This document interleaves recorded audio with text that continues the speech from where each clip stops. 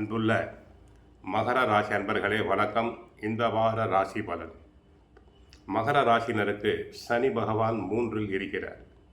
2இல் ராகு, 8இல் கேது, 6ஆம் இடத்தில் குரு வக்கிரம். லாபஸ்தானத்தில் சூரியன், புதன், சுக்கிரன், விரய ராசியில் செவ்வாய் இருக்கிறார். சனி 3இல் இருப்பதும் லாபஸ்தானத்தில் சுக்கிரன், புதன் இருப்பதும் சிறப்பான அமைப்பு என்பதால் எல்லா விதமான வளமான பலன்களை பெறுவேன். கடந்த கால பிரச்சனைகள் எல்லாம் தற்போது குறையும். பண வரவுகள் சிறப்பாக இருந்து உங்களது தேவைகள் அனைத்தும் பூர்த்தியாகும்.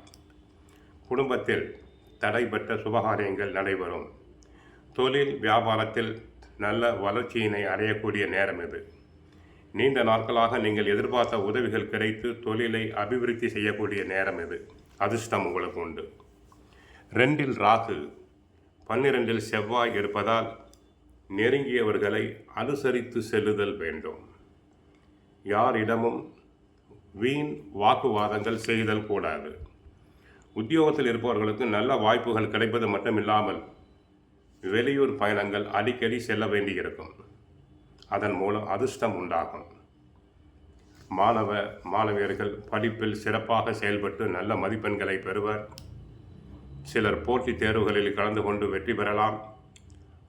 அரசு உத்தியோகத்துக்கு முயற்சி செய்வர் தாராளமாக முயற்சி செய்யலாம். தற்போது அரசு உத்தியோகம் கிடைக்கும் அதிர்ஷ்டம் தங்களுக்கு உண்டு.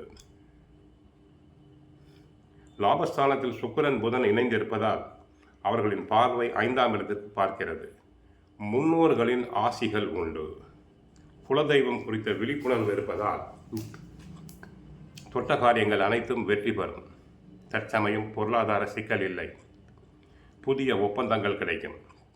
தொழில் போட்டி அகலும். நீண்ட நாட்களாக எதிர்பார்த்த பதவி உயர்வு சிலருக்கு கிடைக்கலாம். சிலர் புகழ்பெற்ற ஆலயங்களுக்கு சென்று வரும் வாய்ப்பு உண்டு. 2இல் அதாவது வாக்குஸ்தானத்தில் ராகு இருப்பதால் தேவையில்லாத வாக்குறுதி அளிக்க வேண்டாம். வாக்குறுதிகளை நிறைவேற்றுவதில் தங்களுக்கு மன சங்கடம் ஏற்படும். கஷ்டம் உண்டாகும்.